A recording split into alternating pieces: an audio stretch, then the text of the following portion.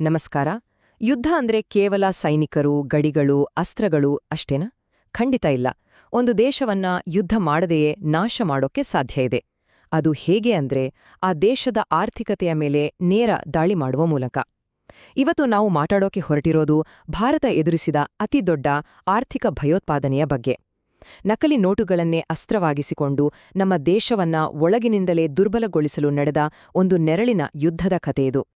ಈ ಇಡೀ ಕಥೆಯ ಮಧ್ಯದಲ್ಲಿ ಒಂದು ದೊಡ್ಡ ಪ್ರಶ್ನೆ ಇದೆ ಅಲ್ವಾ? ಯಾಕಾಗಿ ಒಂದು ದೇಶ ಒಂದೇ ರಾತ್ರಿಗೆ ತನ್ನ ಚಲಾವಣೆಯಲ್ಲಿದ್ದ 86% ದುಡ್ಡನ್ನ ಬ್ಯಾನ್ ಮಾಡ್ತು? ಸುಮ್ನೆ ಬ್ಲ್ಯಾಕ್ ಮನಿ ಹಿಡಿಯೋಕೆ ಅಷ್ಟೇ ಆಗಿದ್ರೆ ಇಷ್ಟೊಂದು ದೊಡ್ಡ ರಿಸ್ಕ್ ತಗೊಳ್ತಿರ್ಲಿಲ್ಲ.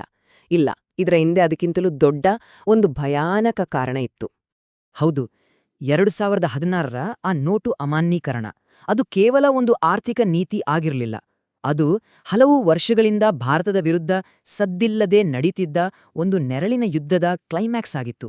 ಬನ್ನಿ, ಆ ಕಥೆಯ ಆಳಕ್ಕೆ ಇಳಿದು ನೋಡೋಣ. ಯೋಚನೆ ಮಾಡಿ, ನವೆಂಬರ್ 8, 2016. ಆ ಒಂದೇ ಒಂದು ರಾತ್ರಿ ದೇಶದಲ್ಲಿ ಓಡಾಡ್ತಿದ್ದ 100ಕ್ಕೆ 86 ರೂಪಾಯಿ ಇದ್ದಕ್ಕಿದ್ದಾಗೆ ಬರೀ ಕಾಗದದ ತುಂಡುಗಳಾದ್ವು. ಈ ನಿರ್ಧಾರದ ಹಿಂದಿನ ಅಪಾಯ ಎಷ್ಟು ಗಂಭೀರವಾಗಿತ್ತು ಅನ್ನೋದಕ್ಕೆ ಈ ಒಂದೇ ಒಂದು ನಂಬರ್ ಸಾಕು. ಇದರ ಅಸಲಿ ಗುರಿ ಕೇವಲ ತೆರಿಗೆ ಕಳ್ಳರನ್ನ, ಕಪ್ಪು ಹಣ ಇಟ್ಟವರನ್ನ ಹಿಡಿಯೋದು ಅಷ್ಟೇ ಆಗಿರ್ಲಿಲ್ಲ. ಅದಕ್ಕಿಂತ ಮುಖ್ಯವಾಗಿ ಭಾರತದ ಆರ್ಥಿಕತೆಯನ್ನೇ ಬುಡಮೇಲು ಮಾಡಕ್ಕೆ ಪ್ರಯತ್ನಿಸ್ತಿದ್ದ ಒಂದು ದೈತ್ಯ ನಕಲಿ ನೋಟಿನ ಜಾಲವನ್ನ ಸಂಪೂರ್ಣವಾಗಿ ನಾಶ ಮಾಡೋದಾಗಿತ್ತು. ಹಾಗಾದ್ರೆ ಯಾರು ಈ ಆರ್ಥಿಕ ದಾಳಿಯ ಹಿಂದಿದ್ದ ಸೂತ್ರಧಾರರು? ಅವರನ್ನ ಹವಾಲಾ ಕಿಂಗ್ಸ್ ಅಂತಾನೆ ಕರೀತಿದ್ರು. ಅವರೇ ಈ ಇಡೀ ಆಪರೇಷನ್ನ ಮಾಸ್ಟರ್ ಮೈಂಡ್ಗಳು. ಈ ಜಾಲದ ಹಿಂದಿದ್ದಿದ್ದು 4 ಜನ: ಅಲ್ತಾಫ್ ಖನಾನಿ, ಜಾವೇದ್ ಖನಾನಿ ಅಂದ್ರೆ ಖನಾನಿ ಬ್ರದರ್ಸ್, ಮತ್ತೆ ಹನೀಫ್ ಎಸ್ಕಾಲಿಯಾ ಮತ್ತು ಅಬ್ದುಲ್ ಎಸ್ಕಾಲಿಯಾ ಅಂದ್ರೆ ಕಾಲಿಯಾ ಬ್ರದರ್ಸ್. ಈ 4ವರ್ನ ಒಟ್ಟಾಗಿ ಖನಾನಿ ಮತ್ತು ಕಾಲಿಯಾ ಬ್ರದರ್ಸ್ ಅಂತಾನೆ ಗುರುತಿಸಲಾಗ್ತಿತ್ತು. ನೋಡಿ, 1992ರಲ್ಲಿ ಪಾಕಿಸ್ತಾನದ ಕರಾಚಿಯಲ್ಲಿ ಇವರು ಖನಾನಿ ಆ್ಯಂಡ್ ಕಾಲಿಯಾ ಇಂಟರ್ನ್ಯಾಷನಲ್ ಅಥವಾ KKI ಅಂತ ಒಂದು ಕಂಪನಿ ಶುರು ಮಾಡಿದ್ರು. ಇದು ಫಾರಿನ್ ಎಕ್ಸ್ಚೇಂಜ್ ಮತ್ತು ಹಣವನ್ನ ಒಂದು ಕಡೆಯಿಂದ ಇನ್ನೊಂದು ಕಡೆಗೆ ಕಳಿಸೋ ಒಂದು ಪಕ್ಕಾ ಲೀಗಲ್ ಕಂಪನಿಯಾಗಿತ್ತು. ಕೆನಡಾ, ಬ್ರಿಟನ್, ಅಮೆರಿಕದಂತಹ ದೇಶಗಳಲ್ಲೂ ಇವರಿಗೆ ಆಫೀಸ್ಗಳಿದ್ವು. ಆದ್ರೆ ಪಾಕಿಸ್ತಾನದ ಗುಪ್ತಚರ ಸಂಸ್ಥೆ ಅಂದ್ರೆ ISIನ ಕಣ್ಣು ಈ ಕಂಪನಿ ಮೇಲೆ ಬಿತ್ತು.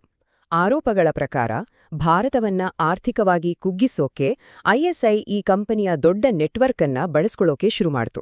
ಅಲ್ಲಿಂದ ಶುರುವಾಯ್ತು ನೋಡಿ ಇವರ ಅಸಲಿ ಆಟ. ಇಡೀ ವ್ಯವಹಾರದ ದಿಕ್ಕೇ ಬದಲಾಗೋಯ್ತು. ಸರಿ, ಈಗ ಈ ಆಪರೇಷನ್ ಹೇಗ್ ನಡೀತಿತ್ತು ಅಂತ ನೋಡೋಣ. ಅಸಲಿ ನೋಟುಗಳಿಗಿಂತ ಪರ್ಫೆಕ್ಟ್ ಆಗಿದ್ದ ನಕಲಿ ನೋಟುಗಳನ್ನ ಹೇಗೆ ತಯಾರಿಸ್ತಿದ್ರು ಮತ್ತೆ ಅದನ್ನ ಹಂಚೋಕೆ ಯಾವ ಸಿಸ್ಟಮ್ ಬಳಸ್ತಿದ್ರು? ಅವರ ಪ್ರಮುಖ ಅಸ್ತ್ರವೇ ಹವಾಲಾ. ಇದು ಬ್ಯಾಂಕಿಂಗ್ ಸಿಸ್ಟಮ್ನಿಂದ ಹೊರಗಡೆ ನಡೆಯುವ ಒಂದು ಇನ್ಫಾರ್ಮಲ್ ಹಣ ವರ್ಗಾವಣೆ ಜಾಲ. ಅಂದ್ರೆ ಯಾವುದೇ ದಾಖಲೆ, ಕುರುಹು ಇಲ್ಲದೆ ಕೇವಲ ಏಜೆಂಟ್ಗಳು ಮತ್ತು ಕೋಡ್ ವರ್ಡ್ಗಳನ್ನ ಬಳಸಿ ಜಗತ್ತಿನ ಯಾವುದೇ ಮೂಲೆಗೆ ಹಣವನ್ನ ಸಾಗಿಸ್ಬೋದು. ಹವಾಲಾ ಹೇಗೆ ಕೆಲಸ ಮಾಡುತ್ತೆ ಅಂದ್ರೆ ತುಂಬಾನೇ ಸಿಂಪಲ್. ಒಬ್ಬ ವ್ಯಕ್ತಿ ಏಜೆಂಟ್ ಎ ಹತ್ರ ಹೋಗಿ ಹಣ ಮತ್ತು ಒಂದು ಸೀಕ್ರೆಟ್ ಕೋಡ್ ಕೊಡ್ತಾನೆ. ಏಜೆಂಟ್ ಎ ಬೇರೆ ದೇಶದಲ್ಲಿರೋ ಏಜೆಂಟ್ ಬಿಗೆ ಫೋನ್ ಮಾಡಿ ವಿಷಯ ಹೇಳ್ತಾನೆ. ಹಣ ಪಡಿಬೇಕಾದ ವ್ಯಕ್ತಿ ಏಜೆಂಟ್ ಬಿ ಹತ್ರ ಹೋಗಿ ಆ ಕೋಡ್ ಹೇಳಿದ್ರೆ ಸಾಕು, ಹಣ ಅವನ ಕೈ ಸೇರತ್ತೆ. ಇಲ್ಲಿ ಯಾವುದೇ ಬ್ಯಾಂಕ್ ಇಲ್ಲ, ಟ್ರಾನ್ಸಾಕ್ಷನ್ ರೆಕಾರ್ಡ್ ಇಲ್ಲ, ಏನೂ ಇಲ್ಲ. ಈಗ ನಾನ್ ಹೇಳೋಕೆ ಹೊರಟಿರೋ ವಿಷಯ ಕೇಳಿದ್ರೆ ನಿಜಕ್ಕೂ ಶಾಕ್ ಆಗತ್ತೆ. ಇವರ ನಕಲಿ ನೋಟುಗಳು ಅಸಲಿ ನೋಟುಗಳನ್ನೇ ಯಾಕೆ ಅಷ್ಟೊಂದು ಹೋಲ್ತಿದ್ವು ಗೊತ್ತಾ? ಯಾಕಂದ್ರೆ ಭಾರತ ಸರ್ಕಾರ ತನ್ನ ಅಸಲಿ ರೂಪಾಯಿ ನೋಟುಗಳನ್ನ ಪ್ರಿಂಟ್ ಮಾಡೋಕೆ ಯಾವ ಪೇಪರ್ ಬಳಸ್ತಿತ್ತೋ ಇವರು ಕೂಡ ಅದೇ ಪೇಪರ್ ಬಳಸ್ತಿದ್ರು. ಹೌದು, ನೀವು ನೋಡ್ತಿರೋ ಹಾಗೆ 2 ನೋಟುಗಳಿಗೂ ಪೇಪರ್ ಸಪ್ಲೈ ಮಾಡ್ತಿದ್ದಿದ್ದು ಒಂದೇ ಬ್ರಿಟಿಷ್ ಕಂಪನಿ ಡೆಲ್ಲಾರು.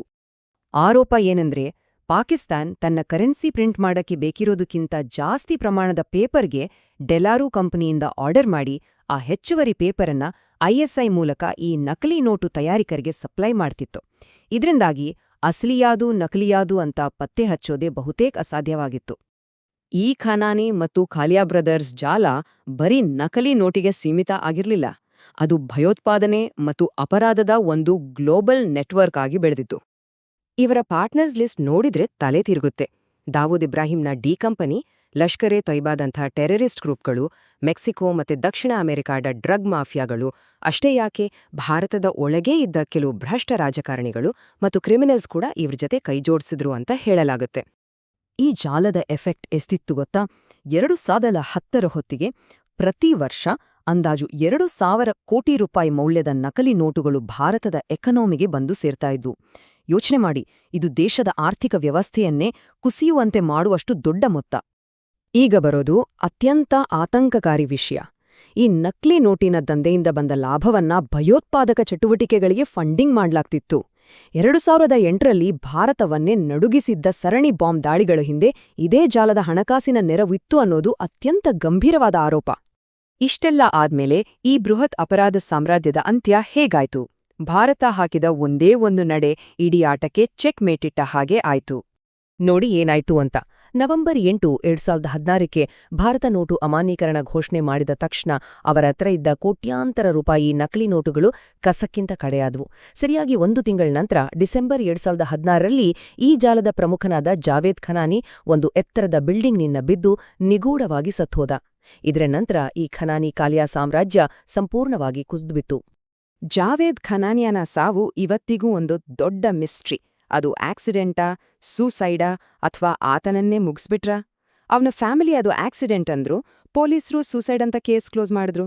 ಆದ್ರೆ ನಿಜವಾಗಿಯೂ ಏನ್ ನಡೀತು ಅನ್ನೋ ಸತ್ಯ ಮಾತ್ರ ಹೊರಗೆ ಬರಲೇ ಇಲ್ಲ. ಒಬ್ಬ ಲೀಡರ್ ಸತ್ತು ಇನ್ನೊಬ್ಬ ಜೈಲ್ ಪಾಲಾದ ನಂತರ ಒಂದು ಕಾಲದಲ್ಲಿ ಇಡೀ ಜಗತ್ತನ್ನೇ ಆಳ್ತಿದ್ದ ಈ ಹವಾಲಾ ಕಿಂಗ್ಸ್ ಅನ್ನೋರು ಇತಿಹಾಸದ ಪುಟ ಸೇರಿಹೋದ್ರು.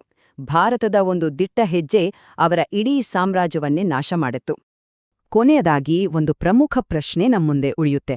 ಇವತ್ತಿನ ಈ ನೆರಳಿನ ಯುದ್ಧಗಳ ಕಾಲದಲ್ಲಿ ನಮ್ಮ ಹಣ, ನಮ್ಮ ಆರ್ಥಿಕತೆ ಎಷ್ಟು ಸೇಫ್ ಆಗಿದೆ?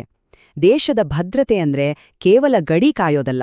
ನಮ್ಮ ಕೈಯಲ್ಲಿರುವ ಪ್ರತಿಯೊಂದು ನೋಟಿನ ಭದ್ರತೆಯೂ ಅಷ್ಟೇ ಮುಖ್ಯ ಅನ್ನೋದನ್ನ ಈ ಘಟನೆ ನಮ್ಗೆಲ್ಲಾ ಕಲಿಸುತ್ತೆ.